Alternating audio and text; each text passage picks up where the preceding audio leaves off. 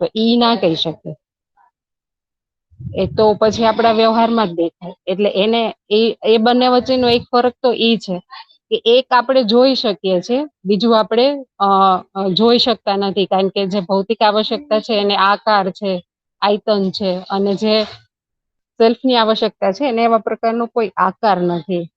એક છે પરિવર્તનશીલ છે. પરિવર્તનશીલ એટલા માટે કે ઘણી બધી વખત જેમ કે આપણે એક ઉદાહરણ લઈએ ખોરાકનું, તો શિયાળામાં ભાઈ વધારે જોઈએ, ભૂખ વધારે લાગે, ઋતુ એવી હોય એટલે અસર થાય.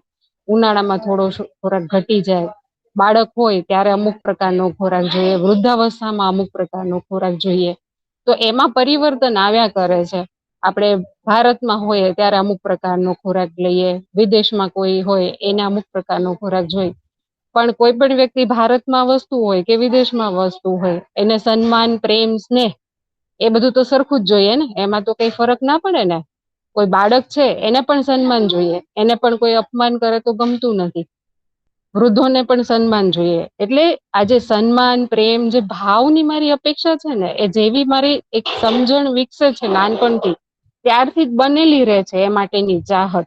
તો છેક જીવનના અંત સમય સુધી એની ચાહત છે એ નિરંતર બનેલી જ રહે છે.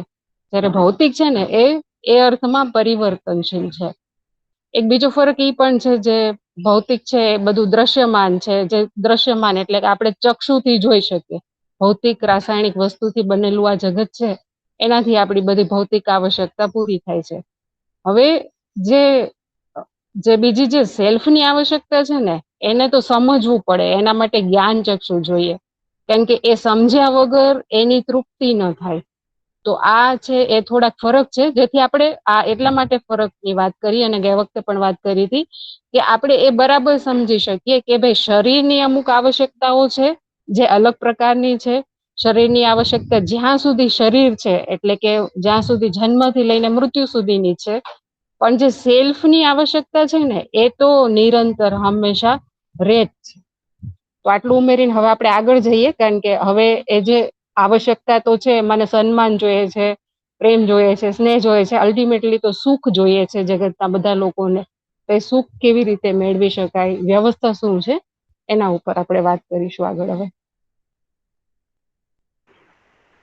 ઓકે, આટલી વાત થઈ. એમાં કઈ આપણે ચર્ચા હજી કરવી હોય તો થોડીક કરીએ, બરાબર? કારણ કે આ વસ્તુ જેટલી જેટલી આપણને બેઝમાં સ્થિર થયેલી હશે ને, એટલું એટલું આપણને આગળનું કન્ટેન્ટ વધારે લોજિકલી સ્થિર થશે, બરાબર? હવે અત્યારે જેટલી વાત થઈ ને, એમાં હજી પ્રશ્ન તે લઈએ, અને સાથે સાથે હજી એક બીજો એક તર્ક છે, એ પણ હું સાથે સાથે વાત કરું. જેમ કે આપણને એક વસ્તુ હજી એ પણ સ્થિર ન થાય કે ભાઈ બધા માણસ કેમ સુખી થવા જ ઈચ્છે છે, એવું આપણે કેવી રીતે કહી શકીએ કે એની ચાહના તે આ જ છે, અથવા તો આવી જ રીતે જીવવું છે એવું હું કેવી રીતે નક્કી કરી શકું, બરાબર? તો એક એના માટે થઈને એક લોજિક આપણે એવી રીતે આપી શકીએ કે હું મારી જાતને તો જોઈ જ શકું, બરાબર? તો મારી જાતને જ્યારે હું જોઉં છું અને મારા પોતાનો સેલ્ફ સ્ટડી થાય, તો એ વસ્તુ આપણને ક્લિયર થાય જ છે કે મારી કાંઈ પણ પ્રવૃત્તિ છે અથવા મારી જે ચાહના છે એ સુખી થવાની જ છે, અથવા તો ખુશી જેને કહીએ, શાંતિ કહીએ, સંતોષ કહીએ, એ પામવું એ જ મારી ચાહના છે, બરાબર? પછી આપણે એક બીજું મીન્સ લોજિક અથવા તો એને એવી રીતે પણ લગાડી શકીએ કે માણસની અત્યાર સુધીની જે યાત્રા જોઈએ, બરાબર, એ યાત્રા જ્યારે પણ આપણે ઇતિહાસના રૂપમાં ક્યાંય પણ આપણે વાંચશું ને, તો એને પ્રયત્નો એવા જ કર્યા છે કે બહુ શરૂઆતમાં જે જંગલ યુગ હતો તો ત્યાંથી પોતાના શરીરને બચાવવા માટે સર્વાઈવના એને શું કહેવાય પ્રયત્નો કર્યા કે કેવી રીતે બચીને રહી શકે. પછી એને નાના નાના સમુદાય બનાવ્યા કે સમુદાય બનાવીને કોઈ એક ડેસ્ટિનેશન સુધી અથવા તો એક વસ્તુ જે એને સ્થિર કરી હતી પોતાનામાં કે અહીંયા આપણે બધા એક સરખું વિચારવા વાળા છીએ, એને અહીંયા પહોંચવાનું છે, એટલે એક નાના નાના સમુદાય બનાવ્યા. એ સમુદાયમાં જે આપણા શું કહેવાય જોઈએ તો મેઇનલી જે ડિફરન્સ અથવા તો પેલા દેખાય તો એ રંગના આધારે ને નસ્લના આધારે એવી રીતે બનાવવામાં આવે, અને પછી એના ઉપરથી આપણે અત્યારે ધર્મનું સ્વરૂપ જોઈએ કે સંપ્રદાયનું સ્વરૂપ જોઈએ કે આપણે એના સિવાય પણ ધર્મને સંપ્રદાયમાં ન માનતા હોય એ પ્રકારના માણસો પણ જોઈએ. પણ જેમ કે ધર્મને જોશું ને તો એમાંય તે અલ્ટિમેટલી કોઈ પણ મહાપુરુષે કે કોઈ પણ ધર્મ ગુરુએ જે પણ ઉપદેશ આપ્યા છે બરાબર, કે જે પણ ભગવાન ના નામ ઉપરથી ધર્મ બન્યો છે એનો જે ઉપદેશ છે ને, એ ઉપદેશ તમે કેવી રીતે સુખી થશો ને એના માટેનો જ છે. કદાચ આદર્શવાદને આપણે ધ્યાનમાં રાખીને ચાલીએ તો આપણને એ જે ઉપદેશ છે ને એનું અલ્ટિમેટ આપણે સૂત્ર કાઢીએ ને તો એ જ નીકળશે કે તમે માણસ તરીકે કેવી રીતે સુખી થઈ શકો. એ મોક્ષ મેળવીને હોય, એ ભક્તિ કરીને હોય, એ અમુક વ્રત ઉપવાસ કરીને હોય, બરાબર, એનાથી તમે શું કહેવાય પાપમાંથી મુક્ત થાવ અને તમને પુણ્ય મળે, ને પુણ્ય મળે ને અલ્ટિમેટલી શું થશે તો કે તમે સુખી થશો. તો આપણે ધર્મને પણ કદાચ ઓલાથી વિચારીએ તો ધર્મમાં પણ જે ઉપદેશ આપવામાં આવ્યો છે એ જ છે. બરાબર, અને એવી જ રીતે હવે ભૌતિકવાદને આપણે થોડુંક જોઈએ તો ભૌતિકવાદમાં તો સીધું જ હતું કે ભાઈ આવું ભગવાનને માનવાની વાતને તો સાઈડમાં જ રાખવાની હતી, બધી વસ્તુને ભોગવી લેવાની વાત હતી કે આપણને એક જ લાઈફ મળી છે તો મેક્સિમમ ભોગ કરો. ભોગ કરો એનો મતલબ શું કે મેક્સિમમ સુખી થઈ જાવ. બરાબર, તો એ મેક્સિમમ એમાં પણ સુખી થવાની જ વાત હતી. પણ આ બે વચ્ચેનો જે વિકલ્પ છે એ આપણને અહીંથી મળે છે કે આદર્શવાદમાં જે પણ વાત કરવામાં આવી એ પણ સુખના અર્થમાં જ હતી. બરાબર, અને ભૌતિકવાદમાં જે વાત કરવામાં આવી ભોગવીને સુખી થવાની, એ પણ સુખી થવાની જ વાત હતી. જયારે આપણને અહીંયા જે જીવન વિદ્યાના કન્ટેન્ટ તરીકે જે વસ્તુ આપણને આપવા તો એમાં એ જ આપવામાં આવે છે કે સુખ જ જે છે એ માણસની ચાહના છે હંમેશાથી. તો એ ચાહના માટે જ હંમેશા એને પ્રયત્ન કર્યા છે. તો એ કેવી રીતે એ ચાહના સુધી અને એ જે છે નિરંતર સુખ સુધી પહોંચી શકે. બરાબર, તો એ નિરંતર સુખ સુધી ભૌતિકવાદમાં તો એ જે સુખ હતું એ સુખ આપણને કોઈ ક્ષણે શું કહેવાય નિરંતર દેખાણું જ નથી. અથવા તો આપણે આપણી જાતને જ ઓબ્ઝર્વ કરી શકીએ કે આપણે આપણા ધારો કે નવો મોબાઈલ ખરીદ્યો તો એ નવો મોબાઈલ ખરીદ્યો એની ખુશી આપણને કેટલા દિવસ કે કેટલા સમય માટે રહે છે. બરાબર, જેવું એનું નવું મોડલ આવી જાય એટલે આપણી ખુશી ડાઉન થઈ જાય એમાં. અથવા તો આપણો જ ફ્રેન્ડ જે છે એ બીજો આપણેથી સારો મોબાઈલ લઈને આવ્યો તો આપણી ખુશી ત્યાં પૂરી. બરાબર, તો એમાં નિરંતરતા નથી. જ્યારે માણસ જે છે એને નિરંતર સુખ જોઈએ છે. એ આપણે આપણી જાતને ઓબ્ઝર્વ કરીને જોઈ શકશું. બરાબર, તો એક જગ્યાએ જ્યાં મારી ખુશી અટકી તો હું તરત જ ત્યાંથી બીજી બાજુ દોડીશ કે હવે કઈ વસ્તુ ભાઈ, ચલો મોબાઈલ થી હવે ખુશી નથી મળતી તો હવે કઈ વસ્તુ, તો હવે કપડાં ખરીદો. બરાબર, હવે કપડાં તે ખરીદ્યા અને આપણે લઈને આવ્યા તો એ પહેર્યા એટલી વાર સુખ મળ્યું, પછી આપણાથી કોઈક સારું એ જ પાર્ટીમાં કોઈ સરસ બીજા કપડાં પહેરીને આવ્યા તો એ સુખ ત્યાં જ પૂરું. તો ત્યાંથી આપણે પાછું એ કટ કરી નાખીએ પછી હવે ફરીથી કંઈક નવું વસ્તુ શોધો. બરાબર, તો આજ શું કહેવાય આ જ પ્રક્રિયામાં લગભગ આપણી આખી જિંદગી પૂરી થાય છે. એ આપણી જાતને આપણે ઓબ્ઝર્વ કરીને જોઈ શકીએ. બરાબર, પછી આપણે જે વ્યવસ્થાને સમજવાનો પ્રયત્ન કરીએ છીએ તો એ વ્યવસ્થાને સમજવાથી સુખ કેવી રીતે મળશે તો એના માટેનું એક લોજિક થોડુંક તમારી સામે મૂકું. જેમ કે આપણે આખી પ્રકૃતિને જોઈએ ને તો પ્રકૃતિમાં દરેક જગ્યાએ વ્યવસ્થા છે. બરાબર, જેમ કે આપણે બહુ જ સૌથી નાનામાં નાનો જે છે પરમાણુ અંશ, એને વૈજ્ઞાનિકોએ જેવી રીતે ઓળખ્યો અને એના જેટલી પણ એની વ્યાખ્યાઓ કરી અને એને ઓબ્ઝર્વેશનમાં લઈને જે પ્રયત્ન કર્યો છે તો એમાં પણ આપણને એમણે એમ જ કીધું છે કે ભાઈ આ એક સરખા એટમ હોય ને એ ક્યાંક ભેગા થાય અને એક નવું એક સ્ટ્રક્ચર બનાવે ને એ સ્ટ્રક્ચર માંથી આખી શું કહેવાય પૃથ્વી ઉપરની જે પદાર્થ અવસ્થા છે એ છે. અને એ પદાર્થ અવસ્થામાંથી જ આગળ આપણી પાસે પ્રાણાવસ્થા છે. અને પ્રાણાવસ્થામાં પણ આવી જ રચનાઓ બધી બની પ્રાણ કોશિકાઓમાંથી અને એનાથી એક આખી સુંદર આપણને પૃથ્વી દેખાય છે. બરાબર, હવે આ જ વ્યવસ્થાને આપણે થોડીક હજી વધારે ઓબ્ઝર્વ કરીએ તો જેમ કે આપણે પૃથ્વીને જ જોઈએ તો પૃથ્વી જે છે એ સૂર્યના ફરતે ચક્કર લગાવે છે. બરાબર, સૌરમંડળમાં છે અને એના જેવા બીજા જે ગ્રહો છે એ પણ એની રીતે એક ગતિમાં સૂર્ય ફરતા, સૂર્ય જે છે એ વચમાં છે અને પૃથ્વી જે છે પૃથ્વી છે એ એના ફરતા ચક્કર લગાડે છે. બરાબર, પાછું જે પૃથ્વી છે એ પૃથ્વી પોતાની ધરી ઉપર ફરે છે અને સૂર્ય ફરતા ચક્કર પણ લગાડે છે. બરાબર, અને પૃથ્વી જે છે એ પૃથ્વીમાં પાછું પૃથ્વી ફરતે ચંદ્ર જે છે એ ચક્કર લગાડે છે. બરાબર, વિડીયો હશે ને તો એ આપણે યુટ્યુબ ઉપર જોઈ શકશું. આખું સૌરમંડળનું તમે પેલું શું કહેવાય ચિત્રણ કરવું હોય ને તો એમાં બહુ સરસ સરસ બધા વિડીયો છે.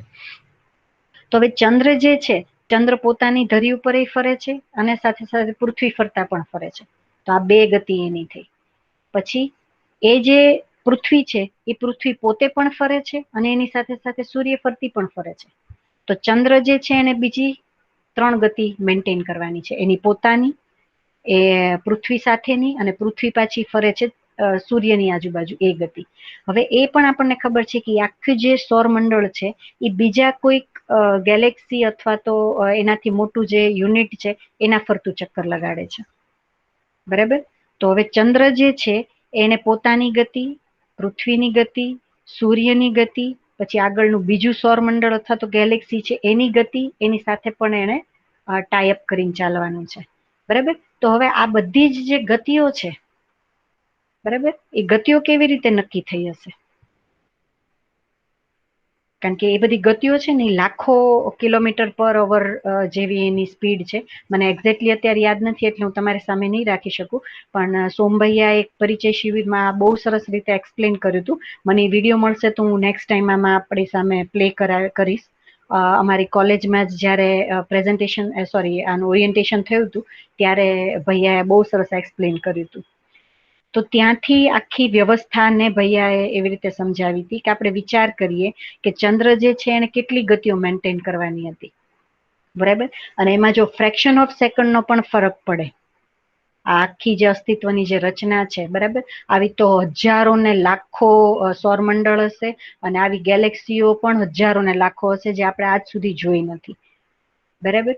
તો આટલી બધી ગેલેક્સીઓ, આટલા બધા સૌરમંડળ, એ એક જ સૌરમંડળમાં આટલા બધા ગ્રહો અને એની જે ગતિઓ, આ બધી વસ્તુ જો એક વ્યવસ્થાના અર્થમાં ન હોય અને ફ્રેક્શન ઓફ સેકન્ડ નો પણ જો એમાં ફરક પડે તો આ અસ્તિત્વની શું હાલત હોત? તો ભૈયાએ ત્યાં બહુ સરસ શબ્દ વાપર્યો હતો કે અહીંયા રોજ દિવાળી થતી હોત, બધા ગ્રહો ભટકાતા હોત અને આપણને ચારે બાજુ એના શું કહેવાય જે આપણે દિવાળીમાં ફટાકડા એના ઓલા દેખાતા હોત એ હોત. પણ આવું આપણે જન્મ્યા ત્યારથી લઈને અત્યાર સુધી નથી જોયું, અને આપણી આટલી પેઢીઓ જતી રહી એ લોકોએ ક્યારેય આ વસ્તુ નથી જોઈ.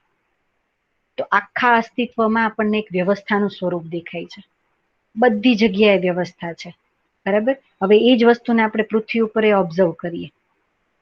બરાબર. આપણે આ કોરોના શું કહેવાય જ્યારથી શરૂ થયો તો આ 1 થી 1.5 વર્ષની અંદર આપણે એ વસ્તુ ઓબ્ઝર્વ કરી કે જ્યારે સંપૂર્ણ લોકડાઉન હતું તો પૃથ્વી પોતાની રિકવરી શરૂ કરી દીધી હતી, અને ઘણી બધી જગ્યાએથી આપણને આખા વિશ્વમાંથી અલગ અલગ જગ્યાએથી સમાચારો મળતા હતા કે આ અહીંનું વાતાવરણ એટલું ક્લિયર થયું, અહીંનો દરિયો હતો એ એટલો ક્લિયર થયો. બરાબર. આ જે છે એ વ્યવસ્થા જે કહી શકાય કે કંઈ બીજું છે, અને તે કુદરતી છે, મેનમેડ નથી. મેનમેડ તો ખાલી શોષણ જ છે. બરાબર. તો આપણને દરેક જગ્યાએ વ્યવસ્થા દેખાય છે. હવે એનાથી પણ આપણે નાનું સ્વરૂપ લઈ લઈએ આપણા શરીરમાં. બરાબર. શરીર જે પ્રાણકોશિકાની રચના છે. બરાબર. હવે આપણા શરીરનું તમે મિકેનિઝમ જુઓ તો જે ક્રિયાઓ એની મેળે થાય છે, જેમ કે હાર્ટબીટ છે, લોહીનું પરિભ્રમણ છે, શ્વાસ લેવા, પછી જમવાનું પચવું, બરાબર, આ બધી ક્રિયાઓ છે નેચરલી છે, મેનમેડ નથી.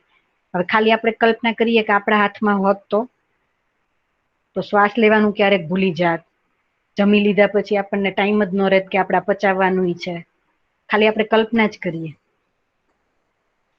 બરાબર. તો બહુ માઇન્યુટલી આપણે ઓબ્ઝર્વેશન લેશું તો આપણનું ધ્યાન જશે કે દરેક જગ્યાએ એક વ્યવસ્થા છે. બરાબર. તો માણસ તરીકે જ્યારે આપણે એને જ્ઞાનાવસ્થાની ઇકાઈ કહીએ છીએ, પદાર્થ અવસ્થા, પ્રાણાવસ્થા, જીવાવસ્થા અને પછી જ્ઞાનાવસ્થા, અને એ પણ સંપૂર્ણ સમૃદ્ધ મેધસ સાથેની સૌથી સમૃદ્ધ ઇકાઈ. બરાબર. તો એ સૌથી સમૃદ્ધ ઇકાઈ છે એ કેમ વ્યવસ્થિત નથી? કારણ કે પદાર્થ અવસ્થા, પ્રાણાવસ્થા અને જીવાવસ્થાને આપણે જોઈએ છીએ, આ જેટલા આપણે ઓબ્ઝર્વેશન લીધા એમાં બધામાં આપણને વ્યવસ્થાનું સ્વરૂપ દેખાય છે. એ મેનમેડ નથી, એ નેચરલ છે. બધી જગ્યાએ વ્યવસ્થાનું સ્વરૂપ છે. તો માણસ પાસે તો સૌથી સમૃદ્ધ મેધસ છે, તો એ તો સૌથી વધારે વ્યવસ્થિત હોવો જોઈતો હતો, કેમ નથી? બરાબર. તો અહીંયાથી આપણો પ્રશ્ન મીન્સ શું કહેવાય જે છે એનો જવાબ મળે છે કે માણસ પાસે આ જે સમૃદ્ધ મેધસ છે, બરાબર, એની સાથે સાથે માણસ જે છે એ આવી બે વાસ્તવિકતાનો કંઈક બનેલો છે. બરાબર. એટલે જ માણસ પાસે કલ્પનાશીલતા ને કર્મ સ્વતંત્રતા છે. માણસ પાસે કલ્પનાશીલતા અને કર્મ સ્વતંત્રતા છે. હવે આ જે કલ્પનાશીલતા અને કર્મ સ્વતંત્રતાના જે બે શસ્ત્રો છે એની પાસે, અથવા તેને વરદાન પણ કહી શકાય, એ એની પાસે છે. એ જો એ વ્યવસ્થાને સમજવા માટે થઈને લગાડે તો એનું જે અલ્ટિમેટ ગોલ છે કે આ જેવી રીતે આખી અસ્તિત્વમાં વ્યવસ્થા છે એ રીતે એ જીવી શકે, પણ ક્યાંક એની જે આ કલ્પનાશીલતા અને કર્મ સ્વતંત્રતા છે એ ડાયવર્ટ થઈ ગઈ તો એ આ જ પ્રકૃતિનું શોષણ કરી અને પોતે પણ એક અવ્યવસ્થાનું સ્વરૂપ બની જાય છે, અને જે અત્યારે અલ્ટિમેટલી આપણે જોઈ શકીએ છીએ. બરાબર. તો મારું જે અત્યારે કહેવાનો આશય એ હતો કે બધી જગ્યાએ એક વ્યવસ્થા છે, એ વ્યવસ્થાને સમજી શકવાની તાકાત પણ માણસમાં એકમાં જ છે. બરાબર. કોઈ ગાય, કોઈ કૂતરું, કોઈ બિલાડી એ વસ્તુને સમજવા માટેથી પ્રયત્ન નથી કરતું. શિક્ષણ એટલે જ આપણને આપવામાં આવે છે માણસને. બરાબર. ડોગ્સને આપણે ટ્રેનિંગ આપીએ છીએ, હવે આપણે એની રીતે ટ્રેન કરવા માંડ્યા છીએ, પણ એકચ્યુઅલી એના માટે થઈને સ્કૂલ્સ નથી હોતી, એને શિક્ષણ આપવાની જરૂર નથી. શિક્ષણ ખાલી માણસને જ આપવાની જરૂર છે. તો શેની માટે થઈને? તો આ એક વ્યવસ્થા જે છે એને સમજવા માટે થઈને. બરાબર. તો આ ચર્ચા આપણે એટલા માટે થઈને પણ કરી કે ભાઈ માણસમાં જે વ્યવસ્થા છે એને મારે શું કામ સમજવાની છે, એ પણ મને લોજિકલી સેટ થવું જોઈએ. કારણ કે ભૌતિક પહેલામાં જયારે આપણે જીવતા હોઈએ ત્યારે આપણને ઘણી વખત એ પણ થાય કે ભાઈ બધું બરાબર તો ચાલે છે. બરાબર. મારું ખાવા પીવાની છે સરસ થઈ ગઈ છે, મારું પોતાનું ઘર છે, મારી ઘરે ગાડી છે. બરાબર. બાળકો બહુ સરસ રીતે એમનું ભણવાનું કરે છે, પત્ની એની લાઈફમાં સેટ છે, હું મારી લાઈફમાં સેટ છું. હવે આનાથી વિશેષ જોઈએ શું માણસને? બરાબર. તો જે આ આખી દુનિયામાં સૌથી ધનવાન જે માણસો હોય એને આપણે આવી રીતે સંપત્તિ દાન કરતા ન જોયા હોત. જો બધું જ વસ્તુ બરાબર ચાલતું હોત તો એ લોકો એવા કંઈક નિષ્કર્ષ ન લીધા હોત. બરાબર. અને હમણાં જે આપણે પાછા એક ન્યૂઝ સાંભળ્યા કે આટલા વર્ષોના લગ્ન જીવન પછી એને ડાયવોર્સ લેવાનો વિચાર આવ્યો. એ વિચાર આવા બધા જે શું કહેવાય વૈજ્ઞાનિક લેવલના માણસો હતા, જેને આપણે શ્રેષ્ઠ કહી શકીએ, જો આ ભૌતિક વસ્તુથી અથવા તો આ જે વ્યવસ્થા આપણે જેમને એક કીધું છે કે બસ કમાઈ લઈએ, ખાઈ લઈએ, ભોગવી લઈએ, એનાથી જ જો પૂરું થઈ જતું હોત તો આ બધા વ્યક્તિઓના જીવનમાં આવું કંઈક મીન્સ નિષ્કર્ષ અથવા તો આવા કોઈ નિર્ણયો ન આવ્યા હોત. એ પણ છે. બરાબર. તો આપણે એ વ્યવસ્થા જે છે એને સમજવાનો પ્રયત્ન કરીએ છીએ. તો એક તો આજે જેમ મેં તમારી સામે રાખ્યું કે ભાઈ આ જે જીવન છે એને પણ આપણે એટમના રૂપમાં જ આપણે એને સમજી શકીએ. એ આપણને અહીંથી પ્રસ્તાવ આપવામાં આવ્યો છે, આપણે એને સ્વીકારવાનો નથી. આપણે એને લોજિકલી સેટ કરી શકીએ છીએ કે નહીં એ આપણે જોવાનું છે. પછી આપણી જે ઈચ્છા, વિચાર, આશા છે જે જીવનમાં ચાલતા, એને પણ આપણે ઓબ્ઝર્વ કરી શકીએ. બરાબર. તો અહીંયા સુધીની જેટલી વાત થઈ એમાં કાંઈ આપણી પાસે હજી ચર્ચાના મુદ્દા હોય તો એકાદો લઈ લઈએ, કારણ કે આપણી પાસે હજુ 2 મિનિટનો સમય છે.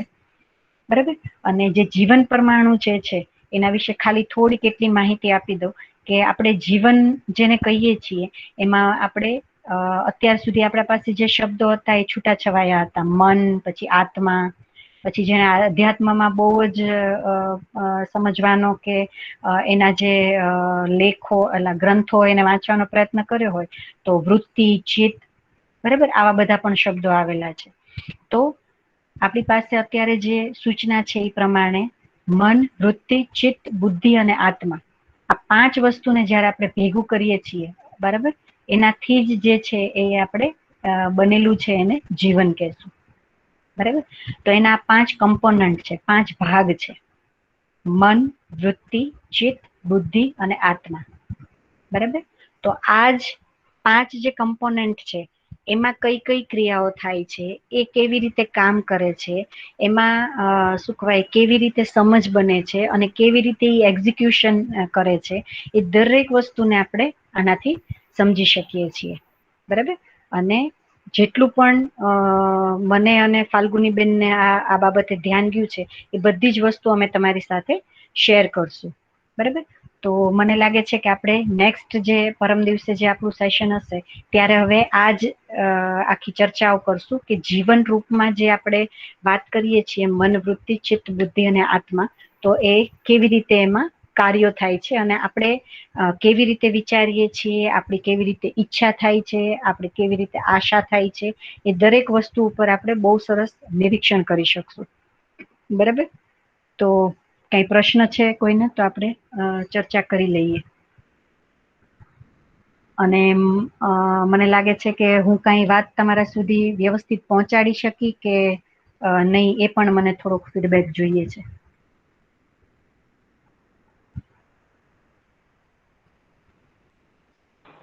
નહીં, ખૂબ સરસ બેન, તમે જે આખું આજે સમજાવ્યું. જી અને ભાઈ. મેં તો હજી શિબિર કરી નથી, ફક્ત મેં ઓનલાઈન જોઈ છે. એટલે મારા માટે તો ઘણી સ્પષ્ટતા મને આમાં લાગી કે મને પૂરેપૂરો એમાં ખ્યાલ આવ્યો કે જીવનની અંદર શું છે અને શરીરની અંદર શું છે. અને શરીર જે છે એની અંદર આપણે જે કહેવાય એ નિરંતર સુખ માટે નથી હોતું, ક્ષણિક સુખ માટે હોય છે. અને જીવનમાં જે બી આપણે કરતા હોઈએ છીએ આપણે નિરંતર સુખ માટે કરતા હોઈએ છીએ. એ બહુ મને સરસ. પૂરતું મને ખ્યાલ આવ્યો. અને સરસ. થેન્ક યુ ભૈયા. હા, રીનાબેન, અલકાબેન, ભાવનાબેન, તમારામાંથી કોઈ પણ કઈ શેર કરી શકો. હા, બસ હું તો આજે જ બેઠી છું. ફર્સ્ટ ડે જી દીદી. બેઠી હતી, પણ જી. અવાજ નહોતો આવતો મને, એટલે બરાબર. પ્રોબ્લેમ. પણ આજે જે સમજાવ્યું એ જી. ખરેખર બહુ સરસ છે. થેન્ક યુ દીદી. બસ અને જય. શરીર અંતર ડિફરન્સ જે છે એની સારી એવી સમજ પડી. ઓકે, થેન્ક યુ દીદી. સારું, તો મને લાગે છે આપણે પરમ એકદમ દિવસે મળી. પરફેક્ટ છે. જી અલકાબેન. એકદમ પરફેક્ટ થેન્ક યુ દીદી. અને ટુ ધ પોઈન્ટ, એટલે વધારે મજા આવી. Thank you. જી, હું પ્રયત્ન કરીશ કે શું કહેવાય, આને લગતા કઈ વિડીયો નહીં હશે એ પણ હું ગ્રુપમાં શેર કરીશ, જેથી આપણી ક્લેરિટી વધારે હજુ થાય. થેન્ક યુ અંકિતભાઈ. સારું, તો આપણે પરમ દિવસે મળીએ.